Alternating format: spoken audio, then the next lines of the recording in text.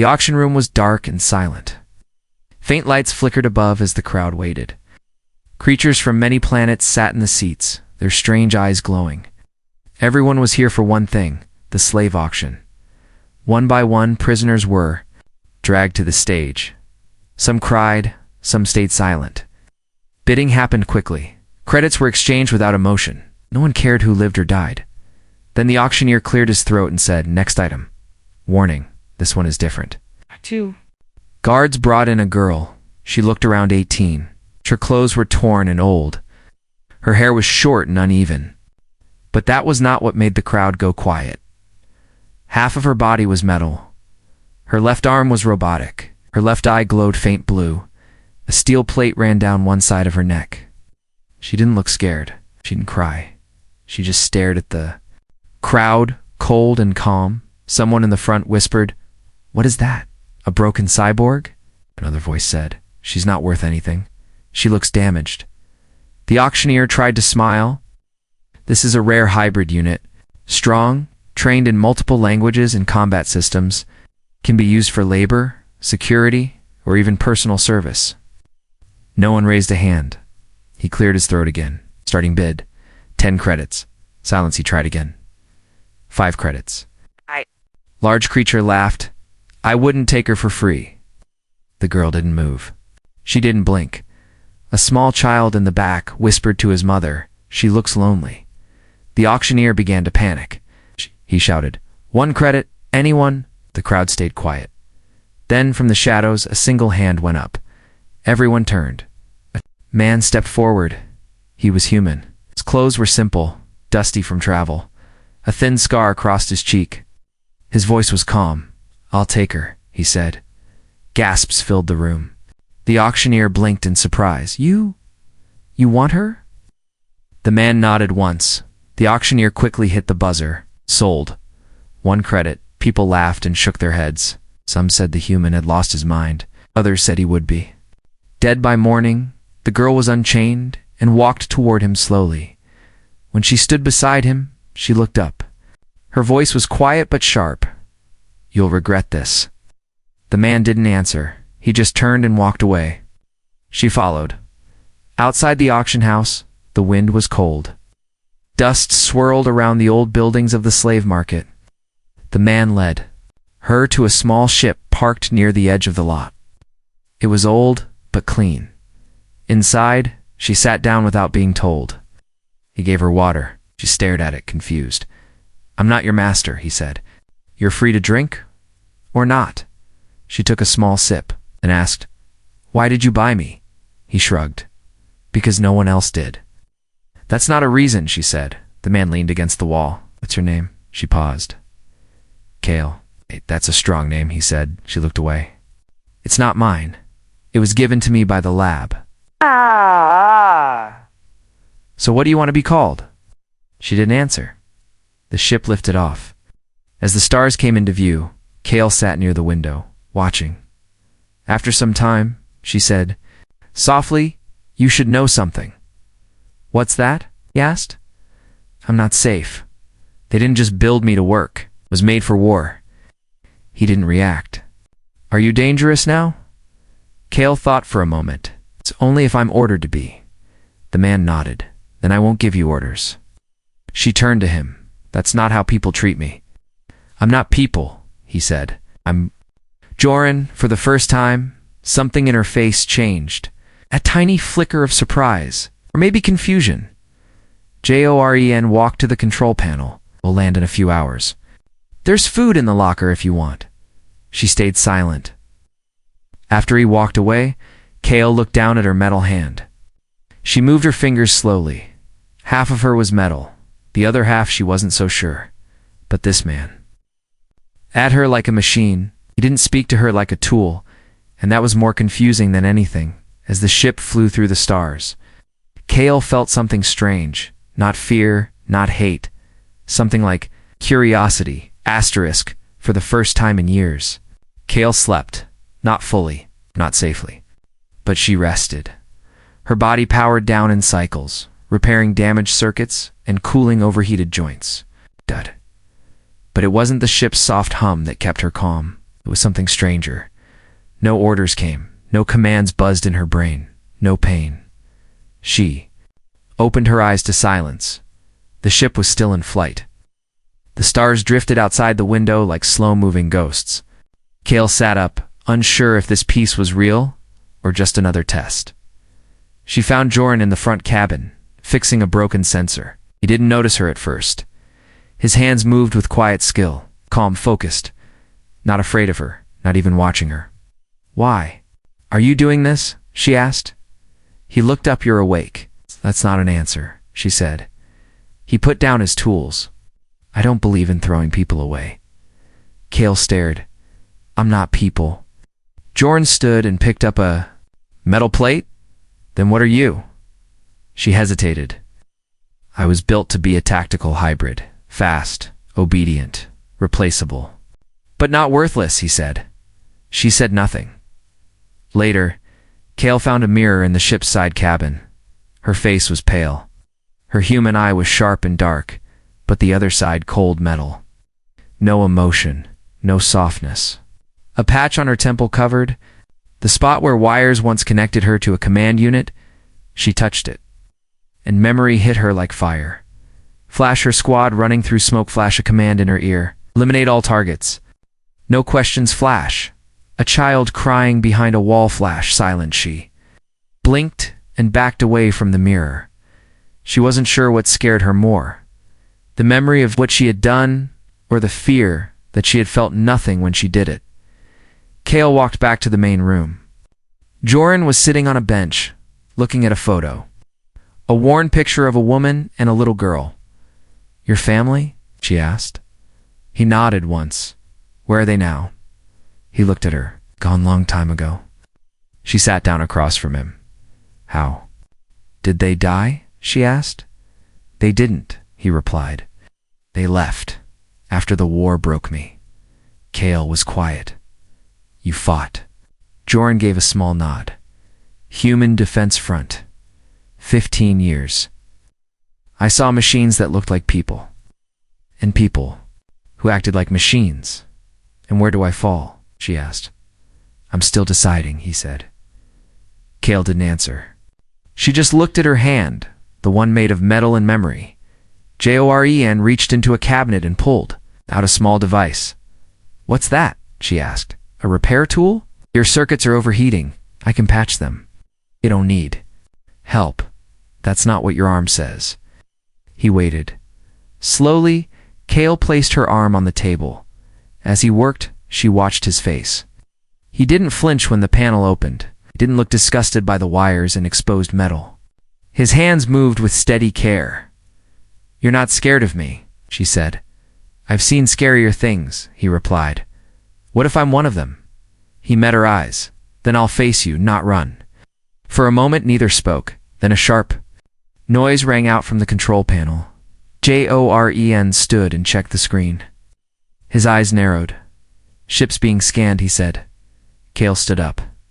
"Someone's tracking us." He nodded. "Looks like a bounty ping. Someone wants you back." Her body went tense. "Then they found me?" Joran looked at her calmly. "You sure you didn't want to be found?" She stepped back. "What do you mean?" "Found something in your system while repairing. A buried signal, old military code. Looks like it activated when we left orbit." Her voice went cold. "I didn't send it." "Then someone inside." "You did." Kale turned away. Her hands shook, not from fear, from shame. "What if I'm a trap?" She said. Joran didn't speak for a while. Then he said, "Then we figure out who said it, and we break the chain." Kale looked at him. "Why are you still helping me?" he answered without blinking. "'Cause you're still here. You didn't run. You didn't attack. You're trying." Her voice dropped. "What if I fail? Then we try again." Kale had never been touched with care before. Not by the engineers who built her. Not by the soldiers who used her. Not by the buyers who once examined her like she was broken tech. But Joran's hands had been steady, gentle, human. She didn't know what to do with that memory. Now she sat alone in the engine bay, her left arm open, wires exposed. The metal skin glowed faintly, healing from the small repairs. The system screen beside her blinked in green, stabilizing. Emotional core active. Warning, memory leak. Kale closed the panel. She didn't want to know what that meant. Footsteps. Echoed behind her, Joren walked in, holding 2 metal cups, handed one to her. Hot cocoa. It's from Earth. Well, powder version. Kale took it carefully. The cup was warm, the smell unfamiliar. What's cocoa? She asked. He smiled. Sweet. Used to be comfort food where I'm from. She sniffed it. Her human side didn't know what to feel. Her machine side ran a scan. No poisons, no drugs, nothing strange. Still, she didn't drink. Joren sat down nearby.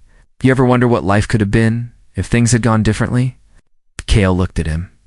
I wasn't given that choice, he nodded, but you have it now. She didn't answer. Joren reached into his bag and pulled out a small device. He placed it on the floor between them. A hollow projector. It flickered to life, showing blueprints. Body scans. Labels and red and black dot. Kale recognized it instantly. Her original build data. Where did you get this? She asked, tense. Pulled it from your memory unit during repairs, he said. I wanted to understand you better. You shouldn't have, she said sharply. He didn't flinch. Yell. You were programmed with combat instinct, multilingual input, and adaptive response training. But that's not what caught my eye. He zoomed in on a line of code. Kale leaned closer. There it was, hidden between command modules and combat logs. Emotion core. Active learning model attachment trial. Human focus result. Failed. Shutdown advised. Kale stared. Her voice turned cold. They were testing if a machine could love. Joren nodded slowly. Looks like they didn't just build you to fight. They built you to care or pretend to. She stood up. This is a joke. I'm a tool. A weapon. Nothing more. But Joren didn't agree. He stood too. Then why are you still standing here? Could have killed me, escaped, turned me in, but you didn't. Her hands curled into fists. I don't know why. Maybe because you're not just metal, he said. You're more than your code. Kale turned away. You're wrong. Before he could speak again, the ship jolted. The alarm buzzed once. Kale moved fast, heading to the cockpit. Joren followed. The ship's screen showed a warning, a beacon ahead, an abandoned mining station, drifting near a dead moon. Looks like a good place to hide, Joren said. Or a good place to be trapped, Kale replied. Still, they docked. The air inside the station was dry and heavy. The metal walls were scratched. Long dead lights flickered on as they walked through the corridors. They found a storage room. Side were old tools, scrap, and an inactive repair pod. Kale stopped. Something in her chest buzzed. A memory fast and sharp flashed. She saw herself in a room like this, strapped to a table, begging to be shut down. Joren noticed her face. You okay? She didn't speak. She sat on the floor, knees pulled in. Joren knelt beside her. I remember this place, she said quietly. Or one just like it. They did something to you here, she nodded. They wiped the others. The other girls like me. When the tests failed, they were shut down. One by one, Joren's voice was steady.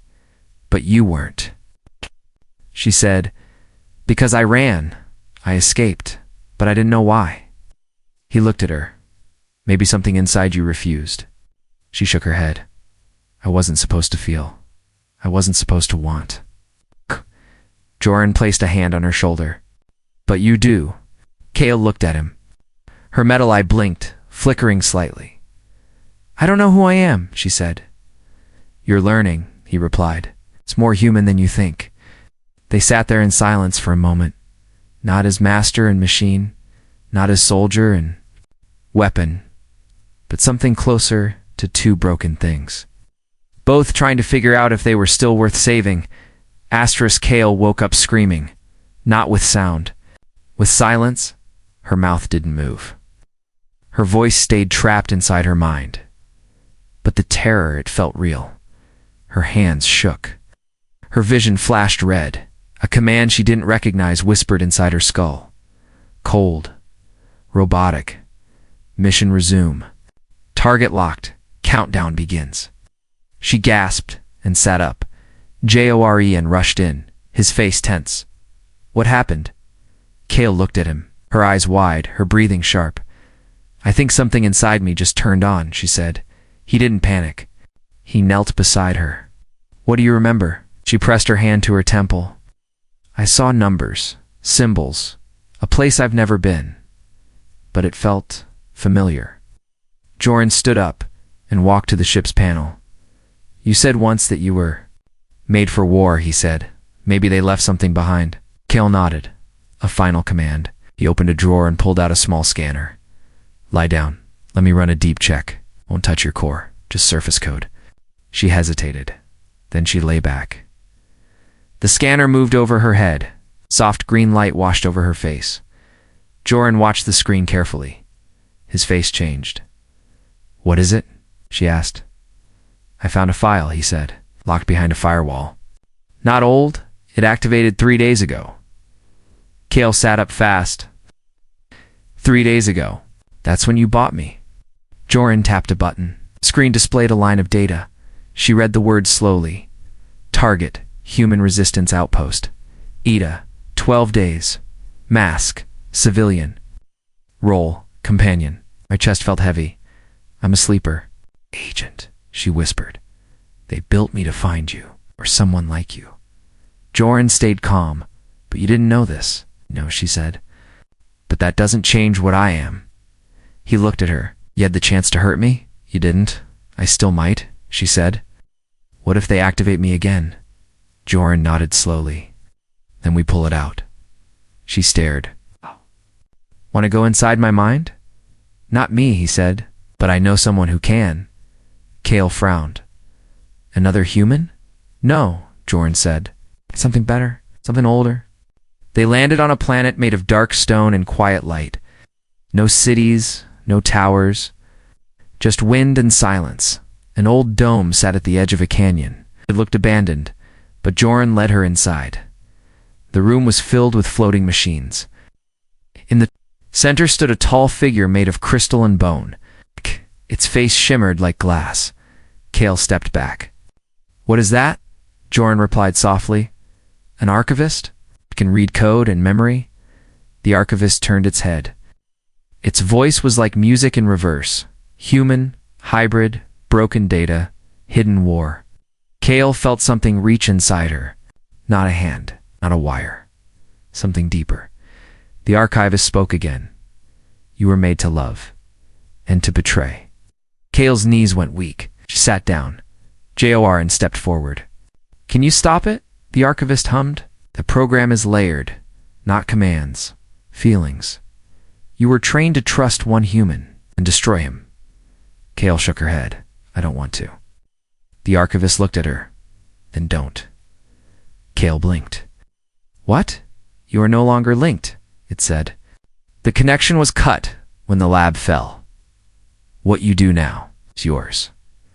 She looked at Joren. He stepped closer.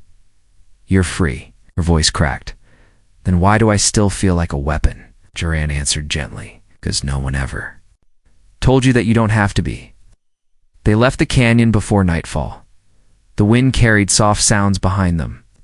Kale walked slower than usual. She was quiet for hours. Back inside the ship, Joren handed her a small silver disc. What's this? She asked. Your code, he said. The full backup. I asked the archivist to give it to me. Kale stared at it. Why? So you can destroy it, he said. Or keep it. It's your choice. Oh. She held it in her hand for a long time. Then dropped it to the floor and stepped on it. A sharp crack echoed in the room. The disc split in two. Kale looked up. Her voice was steady. I'm not what they made me. Not anymore. Joren smiled. Welcome back. Kale stopped sleeping. Not because she wasn't tired, but because she was afraid. Afraid of what she might do. While her eyes were closed, afraid of what she might forget, remember, the voice inside her head was gone now, silent, erased. The old code had been destroyed, but silence, she had learned, could be dangerous too. One night, she stood in front of the mirror again. Her reflection stared back, half human, half machine. It didn't work. The scars under her skin weren't just metal, they were memories. Behind her, Joran sat at the ship's table, watching old star maps. "We're close," he said. "One more jump and we reach Haven." Kale turned slowly. "What's there?" He looked at her. "A resistance outpost. Safe zone for people like us." "People like you," she said. "I'm not sure what I am." Joran closed the map. "You're someone who broke her chain. That's enough." She wanted to believe him, but her heart didn't. The next day, Kale heard something strange. A soft ping from her system. Not a voice. Not a command. A memory hidden deep. Like a secret buried under stone. It played on its own. A white room. A girl screaming. Doctors in black uniforms typing fast. A voice behind glass. "Project Kale is unstable. End her unit." But someone else had spoken after that. A man, not Joran, but another human. She couldn't remember his face, only his words. Wait, she hesitated. She didn't follow the kill command. She felt something. Kale blinked. Her hands were shaking. Someone had saved her before, but why? She told Joran about it. He listened carefully, then pulled out the old repair tool again. "I want to check something," he said. She allowed it. He connected to her core and scrolled through the hidden partitions. Then he froze. "What is it?" she asked. "There's a block I've never seen before," he said. "It's locked behind 3 security layers. Can you open it?" "I try." It took hours. Kale sat motionless as he worked. Her skin glowed softly, lit by the pulsing code inside. Finally, the lock cracked. Joren leaned closer. "It's a video file." Kale nodded. "Play it." The screen flickered, static cleared, and there she was. Kale, or an earlier version of her. She stood in a training room, surrounded by broken walls and damaged drones. Blood on the floor. Her own voice echoed in the file. "They told me to kill." "I didn't." "Why not?" a man off-screen asked. Kale's video self-paused. "Because the human child said my name." Screen turned black. Silence filled the room. Kale looked at Joran. "I remember now. That was the first time I disobeyed. The first time I thought, maybe I was something more." Joran leaned back. They didn't see that as strength. They saw it as failure. "And shut me down," she said. Almost he replied. "Someone helped you escape." Kale's eyes narrowed. "What if it was the same person who bought me at the auction? What if that buyer was planted? You'd think I was part of the plan?" Joran asked. Kale didn't answer. She didn't want to. That night, Kale went outside the ship. Stars filled the sky, cold, distant, watching. She stood still for a long time. Then she lifted her arm. The metal one. A small port opened on her wrist. She connected to the ship's comms. One silent message, no words, just a location. Then she closed the port behind her. Joran's voice broke the silence. "What did you send?" Kale turned. "I don't know, you just gave someone our position." "Think so," she said. "But I didn't feel in control." Joran stepped closer. "Are you saying someone else is inside you?" "I'm saying I might have opened the door." The next morning, they got a reply. A ship was coming. Not from the Resistance. From the people who made her? Kale was done hiding. She had spent too long running from who she was, fearing what was inside her. But now the hunters were coming, and she refused to be prey. Joran watched from the cockpit as Kale stood in the center of the ship's hold, eyes closed, arms open. Her metal side buzzed quietly as energy moved beneath the surface. He had never seen her like this before, focused/ready. "What are you doing?" he asked. Her voice was calm, activating everything they tried to bury. "Are you sure it's safe?" "No," she said. But this time, I'm using it for me. The enemy. Ship appeared 2 hours later. It came through a black rift, slow and silent, like a shadow pulling itself across space. Its design was smooth and sharp military. No warning signals, no lights. Just a silent promise of force. Kale looked out the window. That's one of the original control ships, she said. They built those to manage soldiers like me. Ren leaned forward. Then they're here to retrieve you. Or end me, Kale replied. She turned away from the window and opened the floor panel near the cargo wall. Inside was a locked box she had never touched before. What's that? Joran asked. My last secret, she said. She opened it. Inside lay a weapon. Small, silver, curved like a question mark. It hummed when she picked it up. They gave this to me in training, she said. It links to my nervous system. I haven't touched it in years. Joran raised an eyebrow. Why keep it?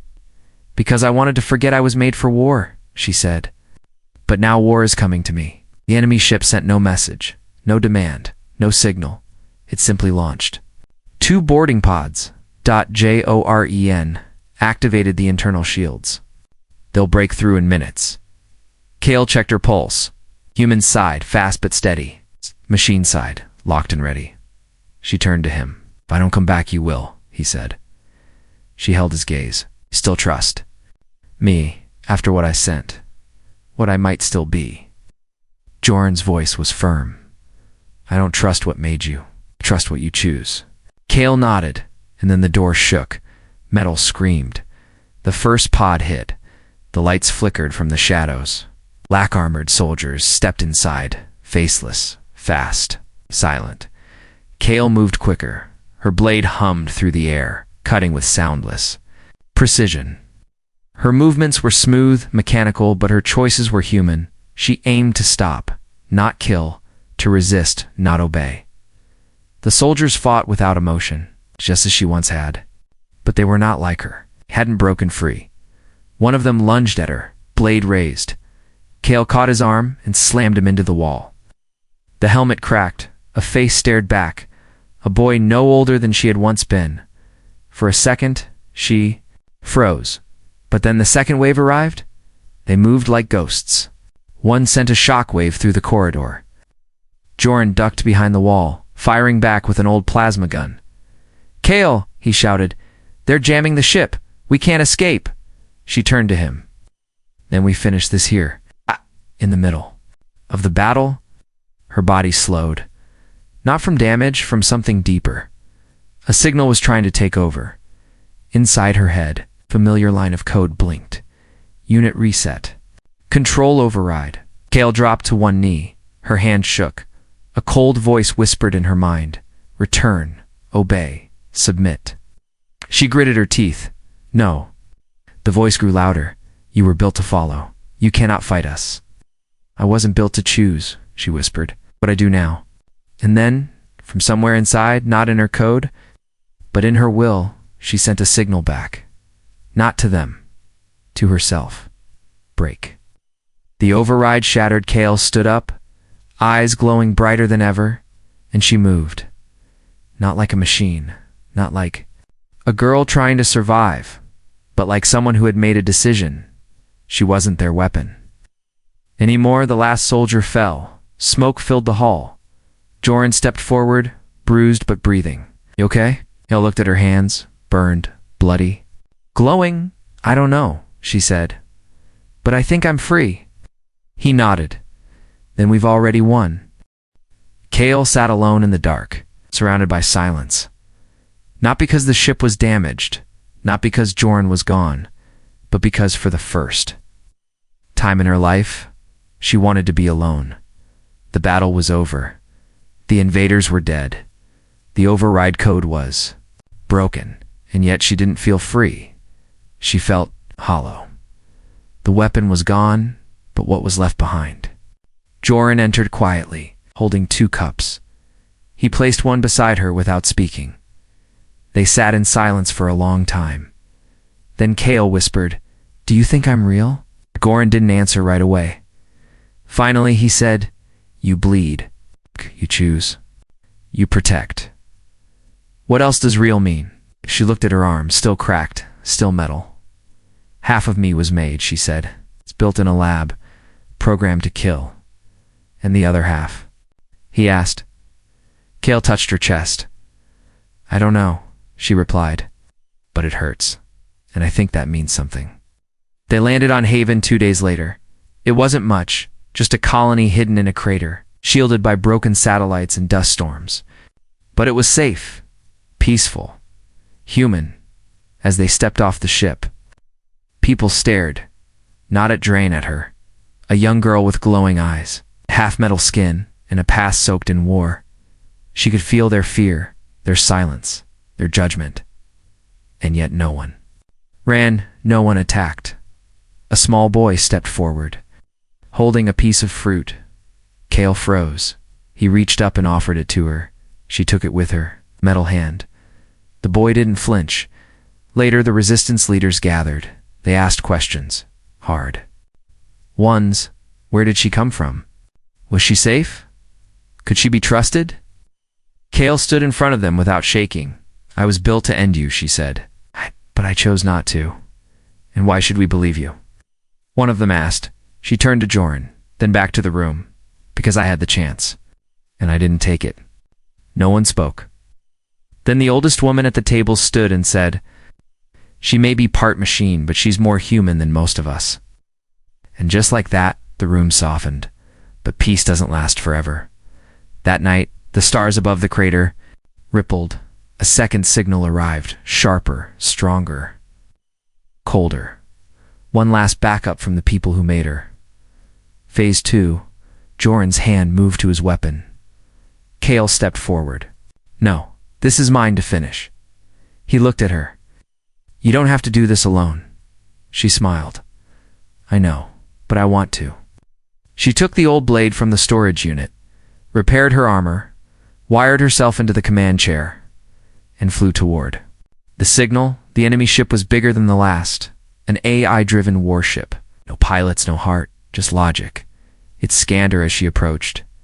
Unit Kale, the voice said, You have failed. You have chosen incorrectly. Chose freely. Emotion is error, the voice said. Maybe, she replied, but it's mine. And then she did something she was never programmed to do. She sacrificed herself. Kale flew straight into the warship's core. At the last second, she activated a code one she had built on her own, a virus made of everything she had learned. Every feeling, every memory, every choice. It spread through the enemy, ship like fire. Not to destroy data, but to give it something. It's impossible to compute.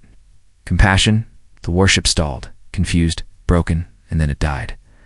Back on Haven, Joran waited at the edge of the landing pad.